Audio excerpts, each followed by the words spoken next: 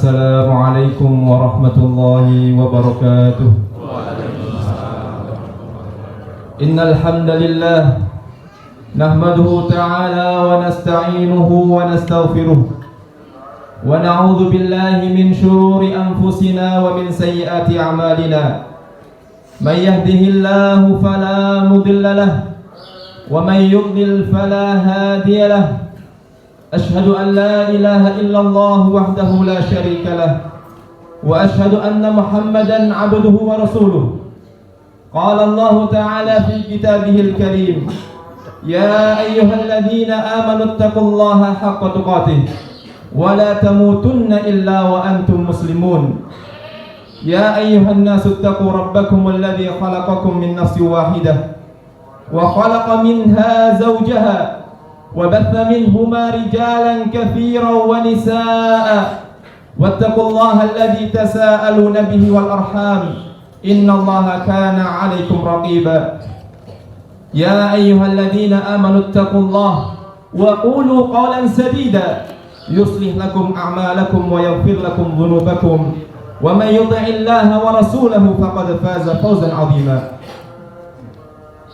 فإن أصدق الحديث كتاب الله وخير الهدي هدي محمد صلى الله عليه وسلم وشر الأمور محدثاتها فإن كل محدثة بدعة وكل بدعة ضلالة وكل ضلالة في النار. أعاذني الله وإياكم من النار. أيها المسلمون عباد الله، الله أكبر الله أكبر الله أكبر لا إله إلا الله والله أكبر Allahu Akbar walillahil hamd. Segala puji hanya milik Allah Subhanahu wa taala yang telah mempertemukan kita semua dengan hari yang mulia ini. Hari yang agung lagi istimewa. Salah satu hari terbaik dari 10 hari terbaik dalam satu tahun.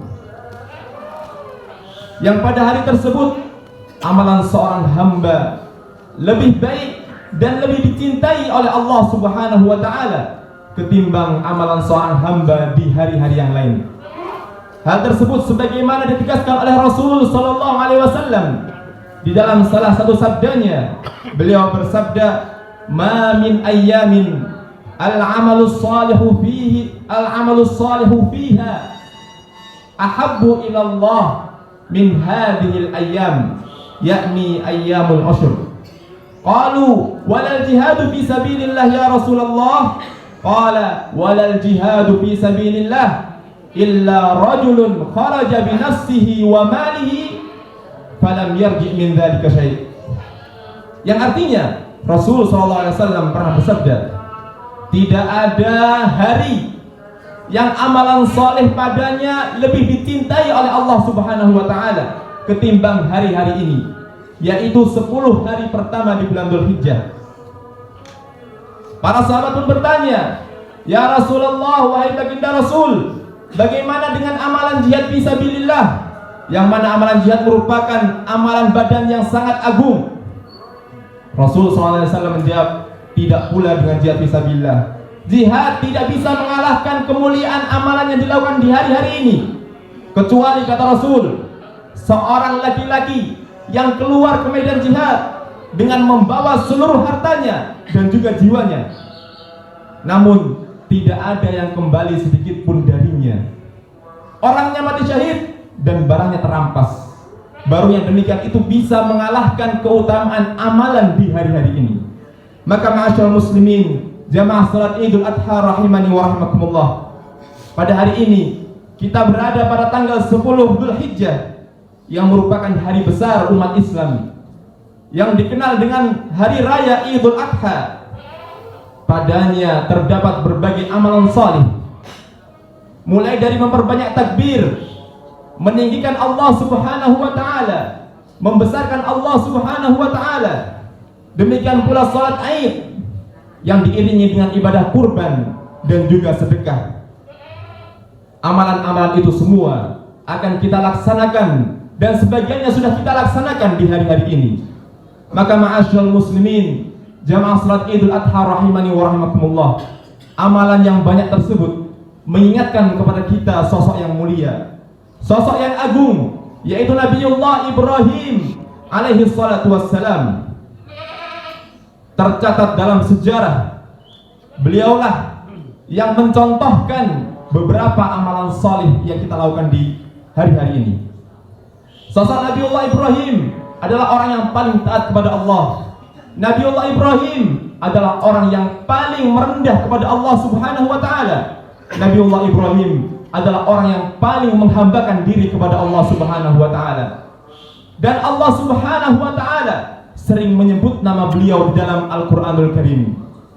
Sampai-sampai Allah Subhanahu wa taala memberikan predikat yang luar biasa kepada beliau, yaitu Khalilullah, sang kekasih Allah Subhanahu wa taala. Itulah Nabi Ibrahim. Bagaimana kok bisa beliau mendapatkan sebuah predikat yang besar ini? Jawabannya tidak lain dan tidak bukan, dikarenakan Allah Subhanahu wa taala mencintai beliau. Dikarenakan beliau adalah orang yang paling taat kepada Allah Subhanahu wa taala. Bahkan Allah Subhanahu wa taala telah memastikan di dalam Al-Qur'anul Karim bahwasanya beliau tidak pernah sedikit pun mempersekutukan Allah Subhanahu wa taala. Wa ma kana minal musyrikin.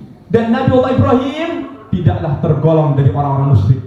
Karena itulah Allah Subhanahu wa taala memberikan predikat yang luar biasa kepada beliau, sang kekasih Allah Subhanahu wa taala. Ma'asyiral muslimin jamaah salat Idul Adha rahimani wa rahmakumullah. Pada khutbah kali ini kita sedikit akan mengulas sejarah suri tauladan yang baik dari apa yang telah dicontohkan oleh Nabi kita Ibrahim alaihi salatu wassalam. Salah satu di antara sejarah yang tercatat di buku-buku sejarah adalah sebuah kisah mengenai tentang Nabiullah Ibrahim yang diperintahkan oleh Allah Subhanahu wa taala untuk membawa sang istri dan juga anaknya yang ketika itu baru lahir. Istri beliau yang bernama Hajar dan juga anak beliau yang bernama Ismail yang nantinya akan menjadi seorang Nabi alaihi salam ketika itu baru lahir. Rasul sallallahu alaihi wasallam memberikan perintah kepada Nabiullah Ibrahim, bawalah istrimu dan anakmu ke tempat yang suci. Mana yang dimaksud? Yang dimaksud adalah kota Makkah. Yang ketika itu kota Makkah masih berupa lembah yang tandus, tidak ada pepohonan padanya, tidak ada mata air padanya, apalagi bangunan serta penghuninya, tidak ada. Namun Nabiullah Ibrahim melaksanakan perintah Allah Subhanahu wa taala dengan kekuatan hatinya, keyakinan yang kuat, kekokohan jiwanya. Beliau bawa istri beliau dan juga Ismail yang baru lahir ketika itu ke tempat yang tandus tersebut. Setibanya di sana, Nabiullah Ibrahim pun meninggalkan mereka berdua, meninggalkan Hajar dan juga Ismail yang baru lahir. Tatkala Nabiullah Ibrahim beranjak pergi, istri beliau Hajar bertanya, ingin kemana engkau? Hendak kemana engkau akan pergi dan meninggalkan kami di tempat yang tandus ini, yang tidak ada pepohonan padanya, tidak ada manusia di sana? Nabiullah Ibrahim tidak menjawab sedikit pun. Beliau terus berjalan tanpa menoleh.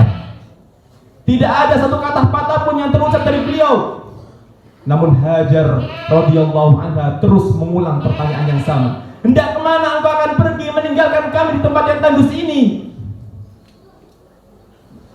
Disebutkan beliau hingga bertanya sampai 3 kali. Ketika tidak ada jawaban, Hajar radhiyallahu anha pun mengganti pertanyaan. Wahai Ibrahim, apakah Allah yang memerintahkanmu hal ini? Nabiullah Ibrahim menjawab, "Na'am." Betul, benar, inilah perintah Allah. Aku melakukan hal ini dikarenakan semata-mata karena perintah Allah Subhanahu wa taala. Dengan demikian, dengan mendengar jawaban beliau, Hajar radhiyallahu anha pun semakin yakin, semakin mantap. Bukan kemudian mengeluh, tidak. Hajar pun menjawab dan menimpali jawaban dari sang suami. Jika demikian, pasti Allah tidak akan menelantarkan kami, kata Hajar. Betapa kuatnya keimanan beliau, betapa kokohnya hati beliau dalam meyakini perintah-perintah Allah Subhanahu wa taala. Ma'asyiral muslimin rahimani wa rahmakumullah. Itu kisah yang pertama. mengenai tentang Nabiullah Ibrahim menjalankan perintah Allah Subhanahu wa taala. Beliau kuatkan hati beliau, kokohkan jiwa beliau untuk meninggalkan istri dan juga anaknya yang baru lahir di tempat yang tandus. Sekali lagi, itu semua dilakukan murni karena ketaatan kepada Allah Subhanahu wa taala. Ma'asyiral muslimin jamaah salat Idul Adha rahimani wa rahmakumullah. Kemudian kisah yang kedua. Waktu terus berlalu, tahun demi tahun beranjaklah sosok Ismail menjadi sosok pemuda yang dicintai oleh sang ayahnya. Nabiullah Ismail yang ketika itu sudah menjadi remaja, mulai bisa membantu pekerjaan sang ayah, mulai bisa menemani sang ayah kemanapun ayah pergi, yaitu Nabiullah Ibrahim.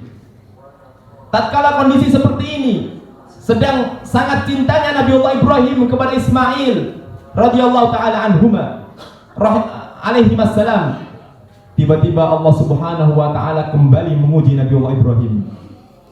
Allah Subhanahu wa taala menurunkan wahyunya melalui mimpi yang dimimpikan oleh Nabiullah Ibrahim alaihi salam. Tatkala beliau tidur, kemudian beliau bermimpi, Allah Subhanahu wa taala memerintahkan Nabiullah Ibrahim untuk menyembelih sang anak.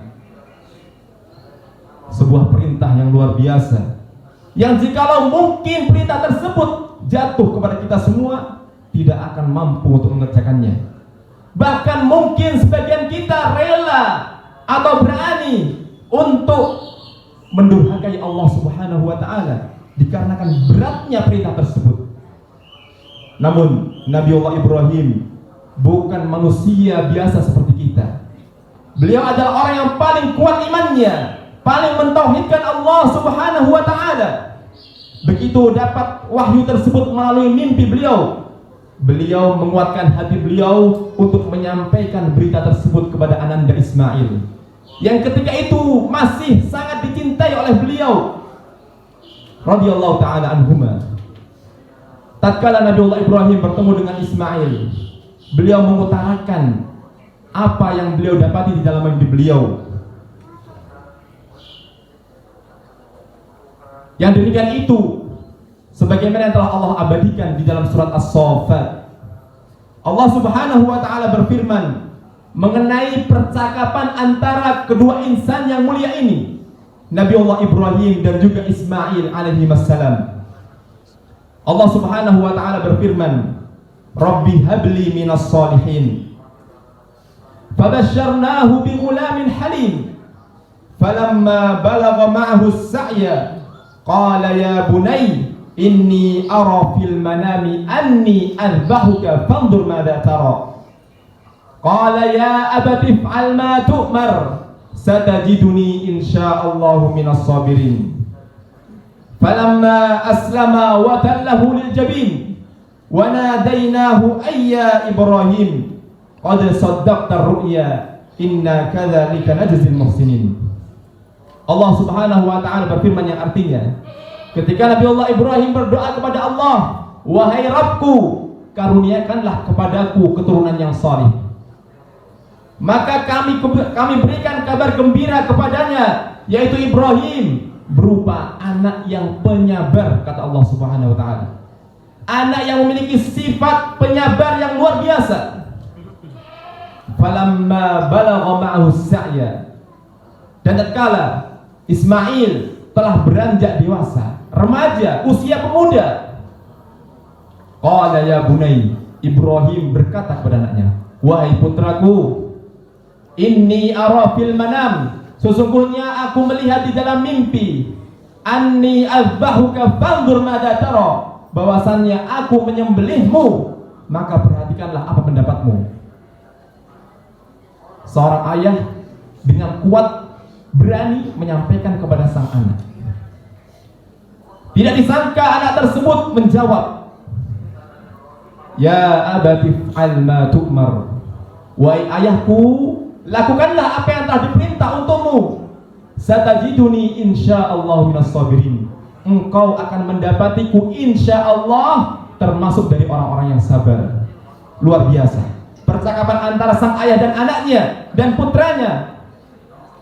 yang kedua-duanya memiliki sifat-sifat yang baik. Anaknya pun menerima perintah Allah Subhanahu wa taala. Demikianlah Allah memberikan dari kedua orang tua yang salih dan salihah keturunan yang salih dan salihah pula. Orang tuanya orang yang taat kepada Allah Subhanahu wa taala, anaknya pun menjadi orang yang taat kepada Allah Subhanahu wa taala. Dengan gagah berani Nabiullah Ismail menyatakan, "Ya abati fa'al ma tu'mar." Wahai ayahku, lakukan apa yang telah diperintahkan kepadamu. Satajiduni insyaallah minas sabirin. Engkau akan mendapatiku insyaallah termasuk dari orang-orang yang sabar. Dengan demikian, maka Nabiullah Ibrahim semakin mantap untuk menjalankan perintah Allah Subhanahu wa taala. Begitu Nabiullah Ibrahim meletakkan Ismail alaihissalam di atas tempat penyembelihan dan pisau sudah berada di pelipis Ismail. Sudah hampir Nabiullah Ibrahim menyembelih anaknya sendiri.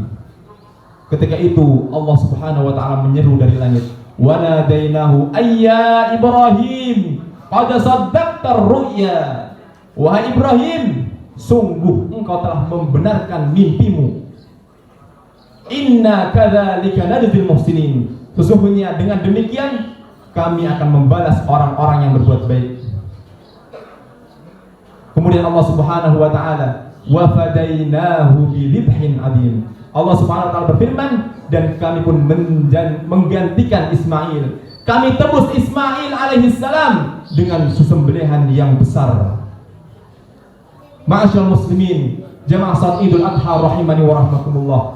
Perhatikan dari kedua kisah yang barusan kita bacakan mengenai sosok Ibrahim yang paling taat kepada Allah Subhanahu wa taala. Allah Subhanahu wa taala pilihkan beliau istri yang salihah pula.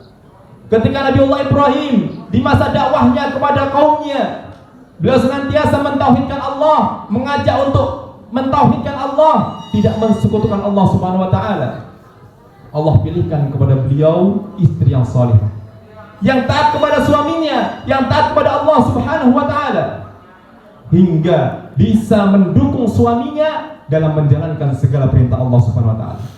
Demikian juga ketika dua orang tua merupakan orang-orang yang salih dan salihah, Allah berikan keturunan dari keduanya anak yang salih dan salihah.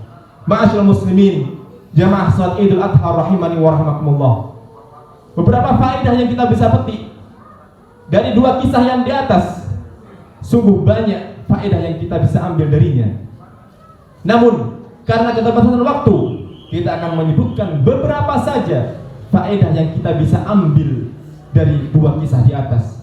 Yang pertama adalah Nabiullah Ibrahim adalah orang yang paling taat kepada Allah Subhanahu wa taala. Nabiullah Ibrahim senantiasa menjalankan perintah-perintah Allah Subhanahu wa taala. Di sini menunjukkan kepada kita semua suri tauladan yang baik, bahwasannya dengan kita menjalankan segala perintah Allah Subhanahu wa taala, maka pasti di belakangnya ada faedah dan hikmah yang luar biasa. Jangan pernah ragu wahai kaum muslimin, jangan pernah ragu. Hal itu semua sudah terbukti dari para pendahulu kita. Di antaranya adalah kisah Ibrahim alaihissalam, menggambarkan kepada kita semua, membuktikan kepada kita semua bahwa dengan kita menjalankan perintah Allah Subhanahu wa taala, kita tidak akan dirugikan. Bahkan dengannya kita akan mendapatkan faedah dan juga hikmah yang luar biasa di baliknya. Kemudian yang kedua, ma'asyiral muslimin rahimani wa rahimakumullah, bahwasannya ketika seorang hamba ingin menjalankan perintah-perintah Allah Subhanahu wa taala, pasti seringnya di sana ada rasa berat hati. Keberatan untuk menjalankan perintah-perintah Allah Subhanahu wa taala, apalagi perintah yang luar biasa, perintah yang besar, perintah yang berat. Namun pada kisah kali ini kita dicontohkan oleh Nabiullah Ibrahim dan juga Ibunda Hajar radhiyallahu anha dan juga Ismail alaihissalam. Mereka mencontohkan kepada kita semua untuk senantiasa meyakini bahwasanya perintah Allah Subhanahu wa taala tersebut akan memberikan faedah yang besar. Keyakinan ini yang sulit kita munculkan tatkala kita ingin menjalankan perintah Allah Subhanahu wa taala. Poin inti dari faedah yang kedua ini adalah kita harus terbiasa untuk memunculkan keyakinan tersebut setiap kali kita ingin menjalankan ibadah kepada Allah Subhanahu wa taala. Apalagi ibadah yang terasa berat oleh kita. Munculkan keyakinan tersebut. Yakin bahwasanya Allah tidak akan menelantarkan kita. Bahwasanya Allah Subhanahu wa taala akan memberikan faedah yang baik di balik perintah ini. Allah akan menjadikan hikmah yang luar biasa di balik perintah tersebut. Ma'asyiral muslimin, jamaah salat Idul Adha rahimani wa rahimakumullah. Kemudian yang ketiga, kedua kisah di atas menunjukkan kepada kita semua bahwasannya di antara keutamaan orang yang bertauhid adalah pembelaan dari Allah Subhanahu wa taala, adalah pertolongan dari Allah Subhanahu wa taala, yaitu bagi orang-orang yang bertauhid. Maka ma'asyiral muslimin, jamaah salat Idul Adha rahimani wa rahimakumullah, marilah kita jaga hati kita. Kita jaga keimanan kita, kita jaga agama kita. Jangan sampai tercoreng sedikit pun dengan amalan-amalan kesyirikan. Dikarenakan satu amalan kesyirikan saja, walaupun itu kecil, bisa menggugurkan segala amalan yang telah kita kerjakan. Dan ma'asyiral muslimin rahimani wa rahimakumullah, sebagaimana telah kita dengar, sering kita dengar bahwasanya perbuatan syirik adalah satu-satunya perbuatan dosa yang tidak diampuni oleh Allah Subhanahu wa taala. Ketika seorang hamba meninggal dalam keadaan membawa dosa syirik, oleh Allah Subhanahu wa taala tidak akan diampuni. Namun jika dia meninggal dengan membawa dosa-dosa yang lain selain dosa syirik, maka itu di bawah kehendak Allah Subhanahu wa taala. Maka ma'asyiral muslimin, jamaah salat Idul Adha rahimani wa rahimakumullah, dari sini sekali lagi menunjukkan kepada kita semua pentingnya menjaga kemurnian ibadah kita, pentingnya mentauhidkan Allah Subhanahu wa taala. Sedikit pun jangan sampai kita lengah, jangan sampai masuk ke dalam ibadah kita sebutir dari kesyirikan, karena hal itu menyebabkan ibadah kita gugur. Ma'asyiral muslimin, jamaah salat Idul Adha rahimani wa rahimakumullah. Kemudian yang keempat, bahwasanya Allah Subhanahu wa taala telah memastikan akan memberikan keturunan yang saleh dari orang-orang yang saleh dan salihah. Allah Subhanahu wa taala akan memberikan seorang suami istri yang salihah ketika suaminya juga saleh. Allah Subhanahu wa taala berfirman, al-khabithatu lil khabithin wat thayyibuna lit thayyibat, bahwasannya wanita-wanita yang jelek akan diperuntukkan kepada laki-laki yang jelek. Demikian pula laki-laki yang bagus, wanita yang baik akan diperuntukkan kepada laki-laki dan juga wanita yang baik. Itulah janji dari Allah Subhanahu wa taala. Maka saudara-saudaraku, pilihlah istri yang salihah, dan juga jadilah kita orang tua yang salih dan salihah, yang dengannya akan muncul dari kita generasi-generasi yang salih dan salihah. Ma'asyiral muslimin rahimani wa rahimakumullah. Kemudian faedah yang terakhir, bahwasannya dari kisah di atas terkhusus apa yang dilakukan oleh Ibunda Hajar radhiyallahu taala anha.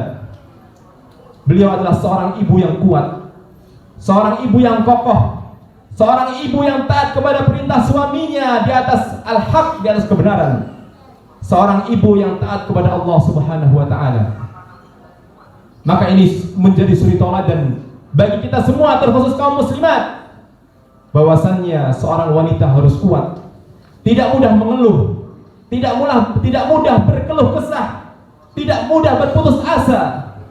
Karena jika Allah Subhanahu wa taala menghendaki seorang wanita menjadi seorang yang salihah, Allah akan janjikan baginya surga di sisinya. Ketika Allah Subhanahu wa taala menjadikan seorang ibu seorang yang salihah, maka keberhasilan pendidikan anak sangat besar. Sangat besar kemungkinannya keberhasilan dalam mendidik seorang anak. Karena seorang ibu adalah guru di rumahnya, guru bagi sang anak di rumahnya. Ketika seorang ibu merupakan wanita yang salihah, yang taat kepada Allah, yang taat kepada suaminya, niscaya anaknya pun akan menjadi orang-orang yang taat kepada Allah Subhanahu wa taala dan orang-orang yang taat kepada kedua orang tuanya. Ma'asyiral muslimin, jemaah salat Idul Adha rahimani wa rahimakumullah. Yang terakhir, kami wasiatkan kepada diri saya pribadi dan juga jemaah sekalian, terutama para aba, para ayah, marilah kita menjadi ayah yang saleh. Marilah kita menjadi ayah yang bisa mencontohkan contoh-contoh yang baik kepada keluarga kita, kepada istri kita, kepada anak-anak kita. Jadilah kita seorang ayah yang kuat dalam menjalankan agama Allah Subhanahu wa taala. Kemudian kepada adik-adikku, para putra dan putri, jadilah kalian putra-putri yang salih dan salihah. Berbaktilah kepada kedua orang tua.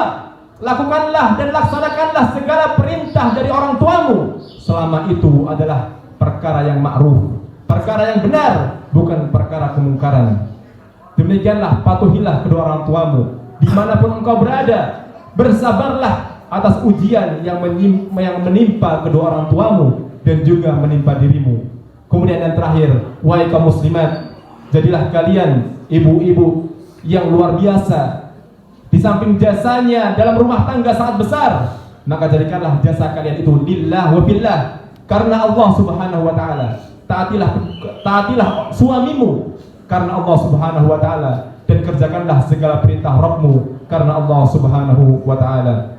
Mudah-mudahan apa yang kita baca, apa yang kita sampaikan pada kesempatan pagi hari ini bermanfaat, terkhusus kepada diri saya pribadi dan juga kepada jemaah sekalian. Jika di sana ada salahnya, maka itu murni kebodohan dari diri saya dan juga syaitan. Jika ada benarnya, maka itu datangnya dari Allah Subhanahu wa taala. Allahumma shalli ala Muhammad wa ala ali Muhammad kama shallaita ala Ibrahim wa ala ali Ibrahim innaka Hamidum Majid. Allahumma ighfir lil muslimin wal muslimat wal mu'minin wal mu'minat al ahya'i minhum wal amwat innaka antas sami'un qaribun mujibud da'wat wa ya qadhiyal hajat.